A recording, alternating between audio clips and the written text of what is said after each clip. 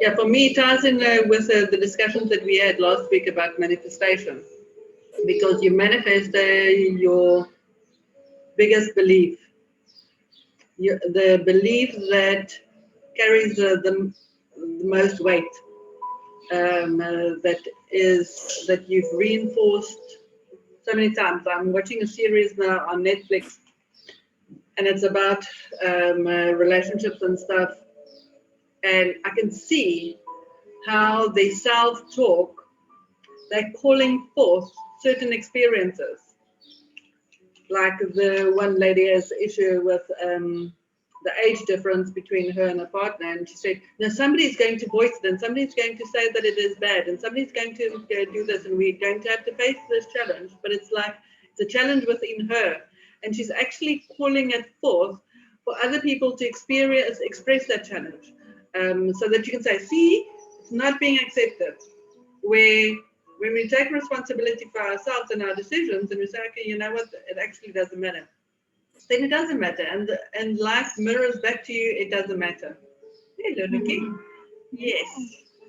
So it is to see where we have these self-fulfilling prophecies of our beliefs that has given us the manifestations that we didn't want in the past. Because when we change it, we change our reality. We change the outcomes. When Erika started coming to see me, she didn't live in a flat anymore, and it's beautiful. It's you can see the ocean from here, and it's just peaceful and beautiful. And she says, but she has this picture in her head of sitting on the couch on the stoep, with her feet on the little ledge there, with a coffee in her hand, good coffee in her hand, and looking at the ocean. And that has been her picture. And at times she would come to me and cry and says, "But I don't have a picture anymore. I can't go back there." And I said, "No, but you can. And how can you?" And there were certain challenges and of conflict and feeling defeated that she had to overcome, but she created it again, and was able to move back here, and able to stay here with her kids, and everything that sort of prevented her then became her liberating once she transformed all those energies, moved beyond all those fears. It's like when you have that strong picture, and she said it's a picture in her head, and she just knows. But when you have that, that is what manifests. So it's to look inside you of what is your truest beliefs, because the strongest truest beliefs get to manifest, and you're going to be able to express and access that part of your destiny. Or if there's anything in your life that is still preventing you by your thought forms and belief systems, that needs adjusting. Sometimes people feel very close to it, but they don't know how to access it. But most of the times it's just inside. It's a very short distance that you have to walk, because it's a inside, turn around, switch, change direction, and then you're heading in the right direction again. So we're still reading out of the book, The Greatest Human Potential and Walking in One's Own Light. And we're now on the second part of the chapter of the love of your life is you. And it's been speaking about the crap that we fall in with the titles that we give of soulmates and twin flames, and making them the bee's knees, putting them on pedestals and thinking that is the ultimate, the one. And then if it doesn't turn out that way, and it was just the one that creates change within you, or the one that makes you actually start believing in yourself because you realize you don't need the other, or whatever it is. It's that attachment to the titles, or the entitlement of the other person's bad behavior, that trips us up. And it's to start seeing now this topic on love from a different vantage point, because everything is about perspectives. Everything is about dropping the judgments of those that has come into our lives and have done all atrocious things and had truly bad behaviors. And yeah, just seeing it now from a different vantage point, so that our destiny outcome for instance, relationships can be different because our relationship with ourselves have changed. And that's what I've also like, actually liked watching this Netflix series. It's Love is Blind, but it's just to see, you can see how people's beliefs about themselves are stumbling them up. Whatever fears, whatever wounding of the past, they keep on pulling forward, and they keep on following on in those their own footsteps, and they're repeating the cycles. And in this day and age, and in this year and now, we are able to move beyond the old cycles, not fear repeating them, but taking responsibility, shifting our vantage point, and creating a new. And yeah, I'm also talking to myself.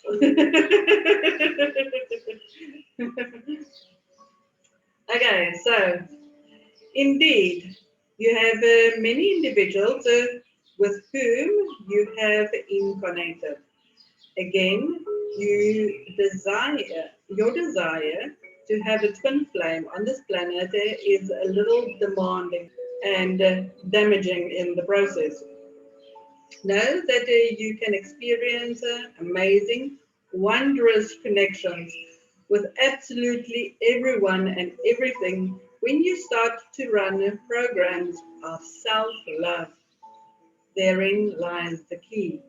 Self-love starts and ends with self-love. The more you connect with Source, the more love you have for yourself and for all others. Many of you are afraid to connect with others because you are afraid you'll connect with their dysfunctions.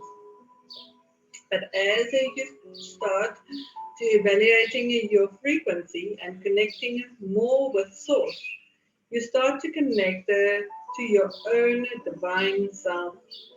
And as a reflection, you will begin to connect to the divinity in others. It doesn't have to be difficult. It doesn't have to be a struggle.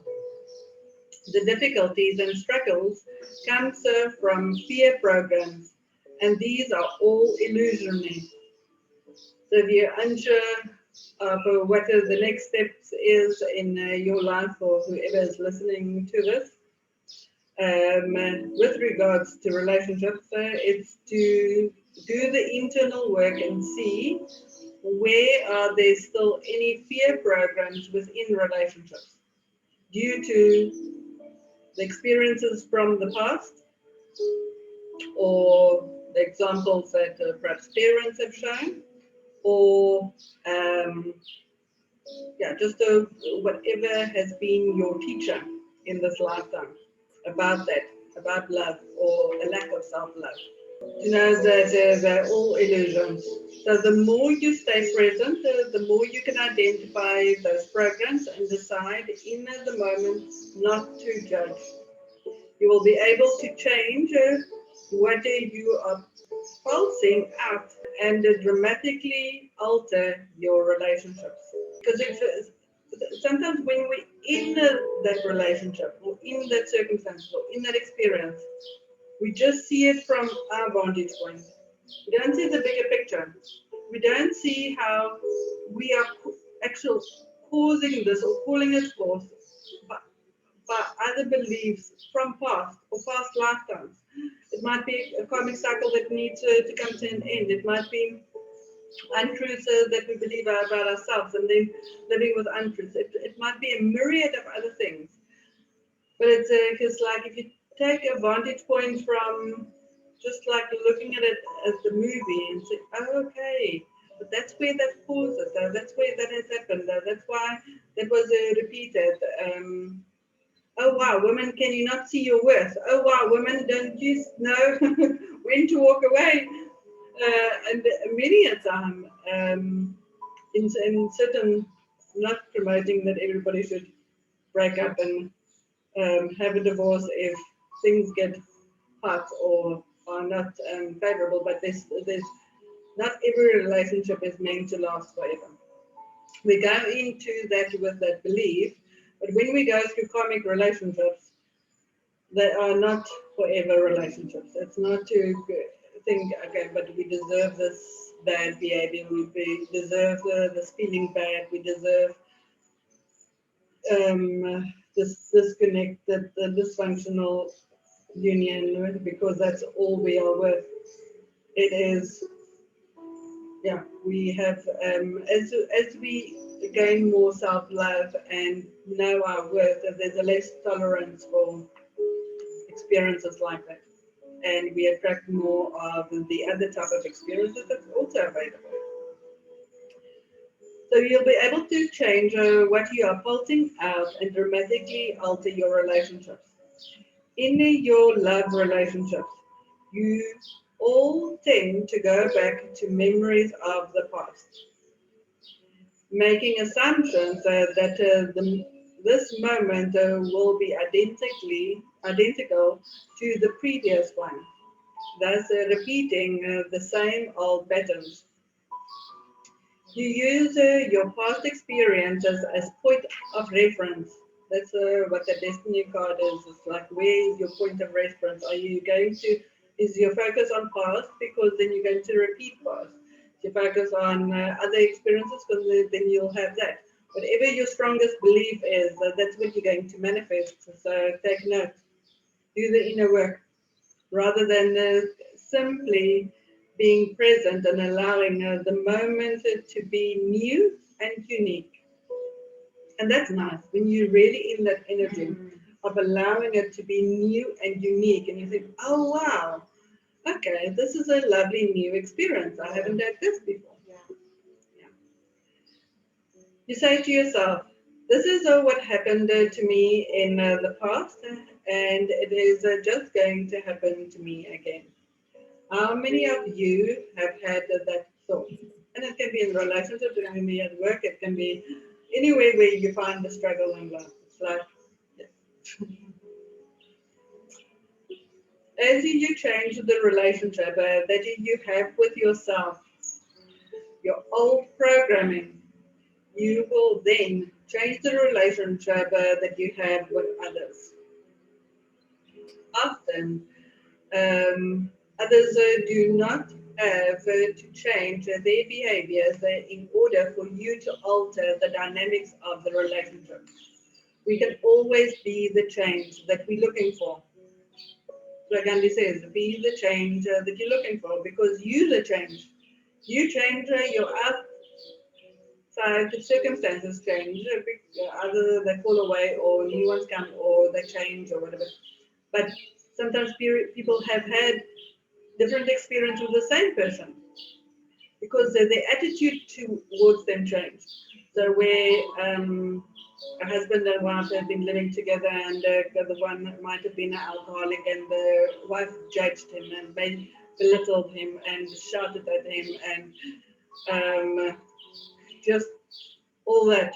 And she kept on year after year after year giving him resistance and breaking him down.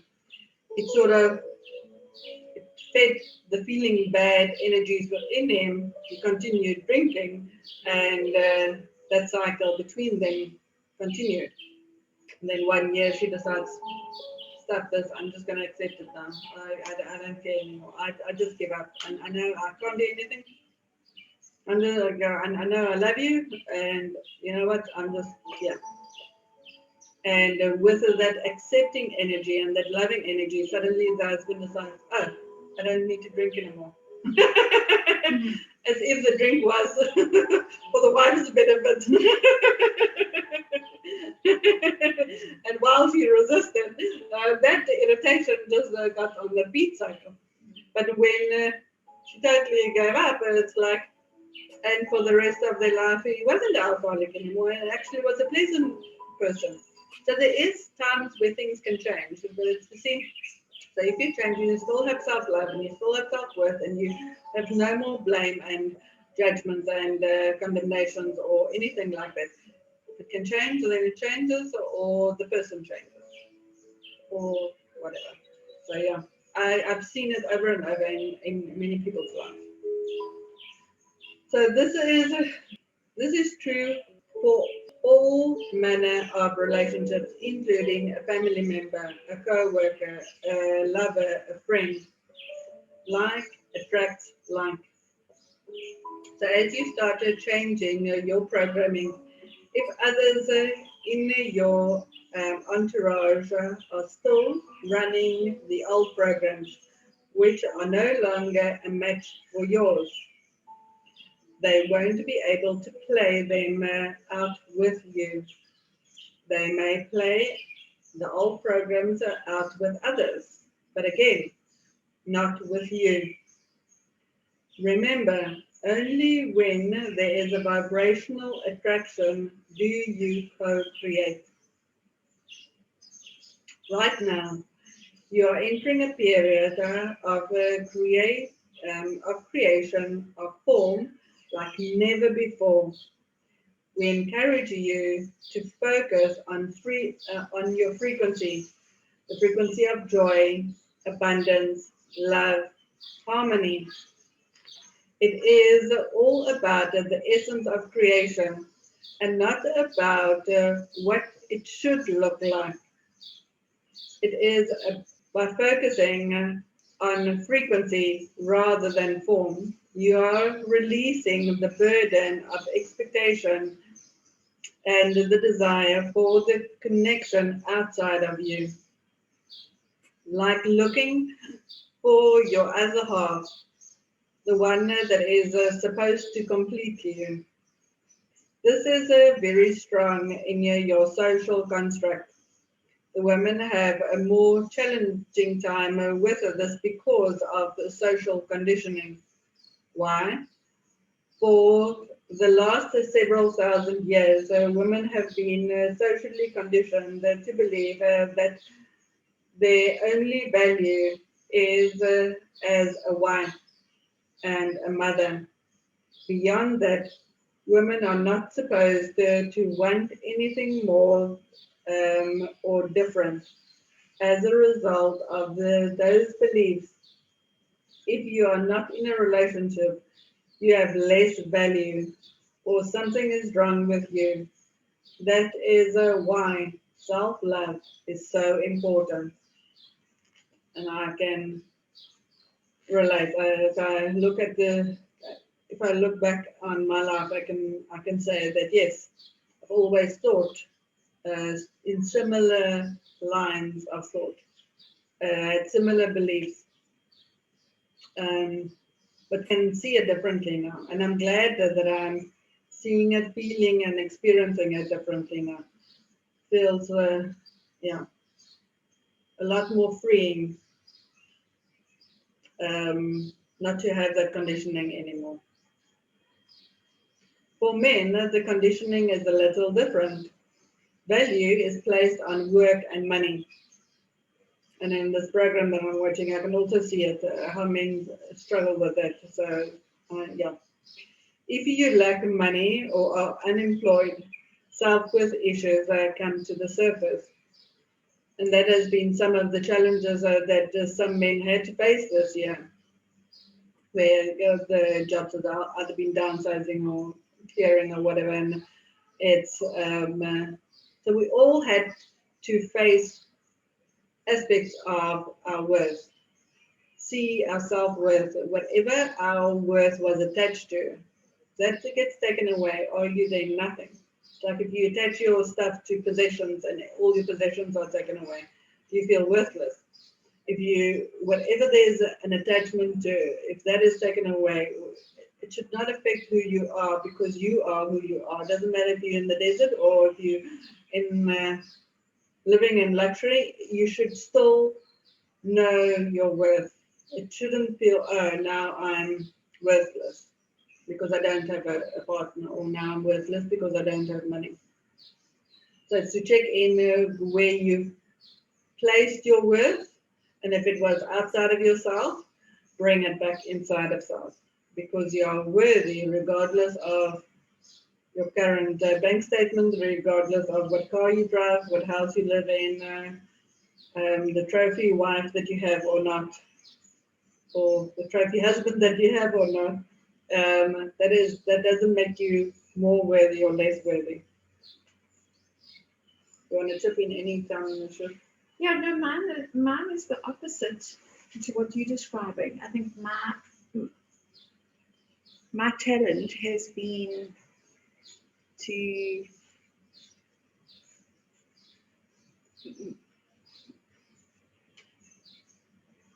I fiercely protected my independence from relationships, not needing anybody, whether it's a romantic relationship, family, friends. It's to not need anybody. Ironically, I've needed people more than the average person needs people. But I literally, from sort of doing shopping for me to at times feeding me and, helping me shower and things like that, just to some basic things. But I've resisted those things so significantly and opened myself up to it a year or so ago. And it had a completely new experience. There was more balance between the feminine and the masculine. But I found this year has shifted me back to the masculine. It's shifted me back to, okay, just focus on the getting things done, the keeping things, for me it was a keeping things healthy, in the bank balance and, those things, keeping all that working, and slip back into a silent resistance. So I'm finding I need to just open up more again around the feminine side. So mine is probably the complete antithesis of yours. But imbalance, imbalance is imbalance, regardless of where it lies. So my lesson is the same as you. It's to change some perspective, let go of some resistance, let go of some perceptions, and be open to the new, and be comfortable with that. And, it comes back to the judgments as well that we tend to make. That, that pattern or that belief, that perception of being a wife, being a mother, all of that, that was wrong to want it so much. And now this is right.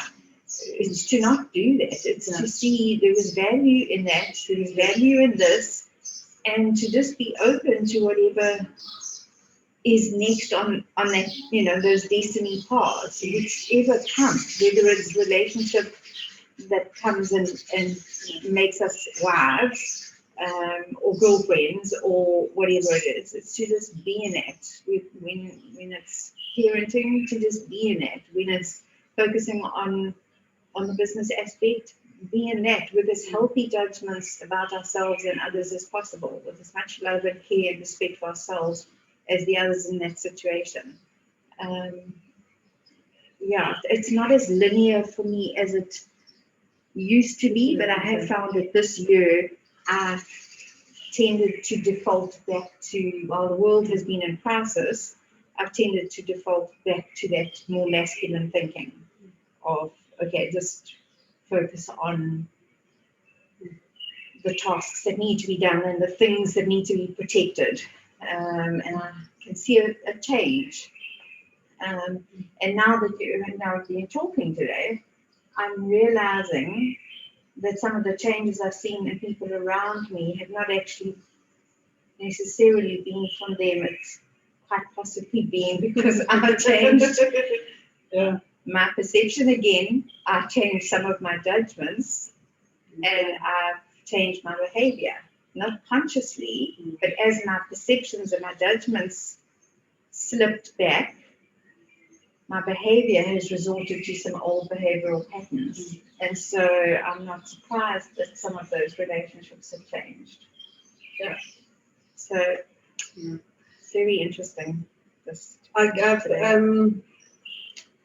I also defaulted back into isolation this year, back into total independence, and all that. And then I thought, you know what, that I sort of want to live, and I still want to have joyful experiences. And I thought, okay, so I think only the last few weeks, I sort of, so if I don't want to be alone all by myself, because I'm alone 24/7, 365 days, except for the clients that I sometimes see, that has been my life.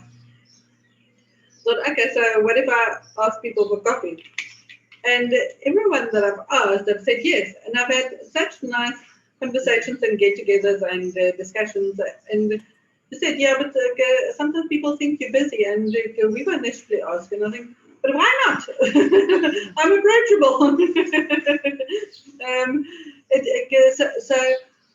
What I found in that was, it's like we imprison ourselves for as long as we want to imprison ourselves for, or we restrict ourselves for as long as we want to restrict ourselves for. But whenever we open that door, someone on the other side said, yes, I will have tea with you. Yes, I will have a meal with you. Yes, I will do a meditation with you. It's just to ask, just to see wherever there's a restriction. And it is to open. So this destiny card for me is, they say there's always flow, and it will naturally flow, but it's we must just not close. There's just doors that's appropriate to close. Don't get me wrong. There's definitely certain doors that are very appropriate to close, and keep it closed under lock and key. Great minds think alike. But there's other doors. But there's others that we have the key in our hand to open up. Open up friendships, open up togetherness, open up joint ventures or stuff. Open up stuff, because when you open up and you allow things to organically flow and develop as it should, then beautiful experiences can come. But don't go and haul all those past things back in. And that's, yeah, but in the past, so when you had joint ventures, it didn't work out. I thought everyone is on the same page, but not necessarily. And when egos and control and all manipulation comes in, then it's a mess up. But now, being okay with entering into that again, and not bringing the past fears in, not bringing the past worries or stresses or when it didn't work. It's like having a total different vantage point of, but I'm still operating sort of from pure intent, with integrity, heading in this direction. Who else wants to head in this direction? Okay, but the destiny might be far bigger, or there's a gift for everyone in that, and if everyone pulls their weight, we can work towards this. So what is this? And it's unfolding, and it's blossoming, and it's taking on a life of its own. But my approach to it is also different, and that's nice. It's like, where are we? Because we've got the key. All of us can open up something. What is it that we want to start allowing again, for the flow to happen in that? And it is. Sometimes we have to withdraw from, say, relationships, and the focus is on our businesses again, because it has to be. And there's a time and place for everything. But then as that machine is ticking over and doing as it do, we say, okay, so where's things just a little bit out of balance? So what can I open up for? And it's just that little bit. Okay, so what am I opening up for and allowing? What allowance is there? Anything you would like to add, Barbara? Yes. Yeah, no, I was just thinking about what you were both saying. And of course, a relationship is if a relationship is worthwhile, you can make, you don't have to walk away from it, I don't believe. You can make it work by seeing the good in people. And then that's what you will receive. I think if you focus on the good in a person, you will that's what you will get back. I mean, that's true, right? But then the other thing that I was thinking as well as relates to me is that I sometimes find that I pull back from relationships, just not talking lasting relations, but sort of reaching out to people, because sometimes you just get too much of other people's egos and too much of their drama and too much of the things they say, which triggers stuff that you don't want in you. And so I just pull back a lot of the time from relationships. And I suppose that's not a good thing. I think that's something lacking in me that I need to, well, obviously need to work on to sort of open up a little bit more and not get triggered by certain things, or just accept the fact that there are always going to be people who trigger certain negative emotions. So I tend to shy away from relationships. I'm not talking about long-term relationships, but reaching out. And so I don't have a lot of friends as such, and the friends I do have are vetted carefully. They don't trigger, and I only see the good in them, and I only get the good back from them. Those are my friends. I think a lot of dynamics in friends have changed, and especially when we make big changes in our vantage point, in our spiritual awareness, in our awakened state, it sometimes can be a little bit difficult to have discussions or friendships with totally unawakened, fearful ones that's still operating at a different frequency. And it's not to make a judgment that you don't necessarily find too much joy in that anymore. It's just like, okay, the universe, I'm now opening up the door to new friendship that is more aligned to the vibration that I'm currently operating. It's like sometimes light-hearted stuff is nice. Sometimes deep, meaningful conversations is nice. Sometimes laughter is nice. Sometimes just talking about something else is nice. So it's just to see where's balance needed in life. What can you open yourself up to? So if you say, for instance, anyone, I don't have, because I used to say I don't have relationships with friends. I don't. Because I just see my clients. I just work. if my clients don't become friendly with me, it's like your friend and your client. Yeah, it's like too. Okay, you got lucky. Yes. So I am grateful. Okay, but I'm allowing that. It's not. I want to say doctor-client privilege, and you keep a distance and you don't talk to. I'm glad to be journeying with a number of people and seeing the changes and having teas afterwards, and just allowing it to be. Because a lot of people also at work, if they just work, their work colleagues becomes, I want to say, their drinking buddies or their friends, the ones that have coffee with quickly and coffee chats, and they become friends, and a lot of other relationships forms at work. So it's you're sort of placed in certain environments, and it can organically develop into friendships, or it doesn't have to. And if it is where people, it's like the last time when I had discussions with my dad, I mean, he just chooses to talk about all that's fearful. And it's like when you say it's not nice or it triggers you or whatever, if you don't want to have those kinds of discussions, just limit those kinds of experiences. And then say, okay, you know what, I would like to talk more about this. And it's where you reminded me of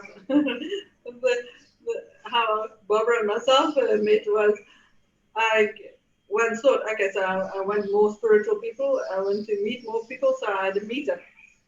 And I forgot that I had a meetup group years ago. And she came to one of the meetups because all her friends immigrated to overseas. And then she was late, and she came to this weird lady that was talking about all this stuff, and we did the meditation, and it was interesting that the people that were part of that circle that day, if you can still remember one of the beautiful messages that the one lady said, because we all come with certain, I want to say, woundings from the past. But when you see the blessing of that and the gift in that to others or whatever, then see a different vantage point, and it changes the way you think and feel about yourself. So, and it is. So sometimes if it's not out there, then to create it, it's in our destiny. We can create everything. It's like, what do we want more of? Yeah. And believe that we can. Believe that I we think can. also, Yeah. No, I was going to say, I think also it's a question of relationships. There's got to be some sincerity. There's got to be some depth. You know, you can't just rush out and have a million friends, you know, and they just annoy the hell out of you. And so they're not your friend for very long, because you just avoid them because they're annoying. Yeah. But but you do need some people that you can actually relate to and understand. And even if they don't always agree with you or on the same path, you know that deep down you have a connection of some sort. It's to see, how do you feel when you interact with them. Does it leave you feel good, or oh, that was terrible, they just totally drained every sap of life out of me? And he goes like, so some sort of stimulate energies, and the energies bounce off, and some are just draining, and they just take. Yeah. So it's and I've realized it's in this day and age, a lot of people are lonely and alone, and sometimes unhealthy aloneness. Alone is good, and trust me, I love my downtime and my own time and quiet time, and if I want to have an afternoon snooze, I can, and I can do all the things that I want to do guilt-free. But when I go for a walk, I can go for a walk. So I love the freedom of that, but there's also a part of me that sometimes just want to connect and just want to chat and just want to laugh and have fun and just where people are. So it's just to allow balance. It's not to restrict us. This is very strong in the social construct. Well, okay, we were talking about women finding no value in themselves if they're not a wife or not a mother. And even people that have just decided to get married and not have children. The issues that women will come is like, it was a bad not wanting children. Because if everybody else wants and you don't want that, you don't give yourself permission to be different. You think there must be something wrong with you. And it's to release all the things of there must be something wrong with me if I want this. Our difference, we should value and appreciate our difference, honor and cherish our difference, because our differences makes us who we are and who we're meant to be. And then the men with the money issues. So generally speaking, for a man, it is about asserting what is tangible, and for women, it is about emotional connection. Women get locked into idea of wanting a relationship, and men have a challenging time expressing their emotions since from the very young age they were taught to suppress them. So it's like we want opposite things from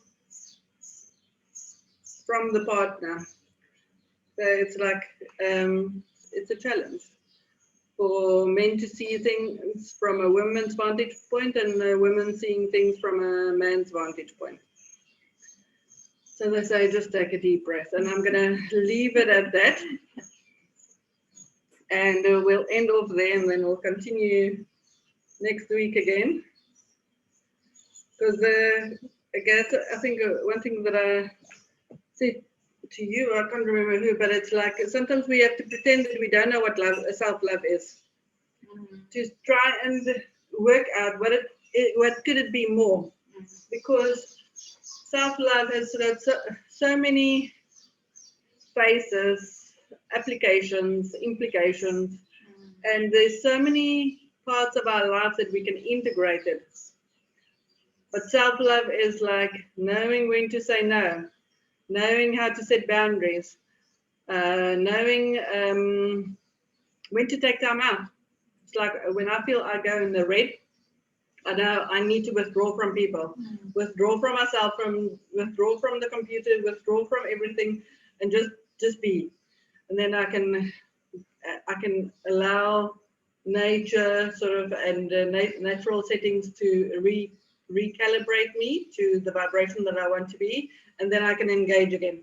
And then I need to withdraw again, and then I can engage again. But if I just engage, I'll be in the red, and I'll be, I think, like a bull in a china shop, and I will not be a pleasure, or like a porcupine, but just stay away.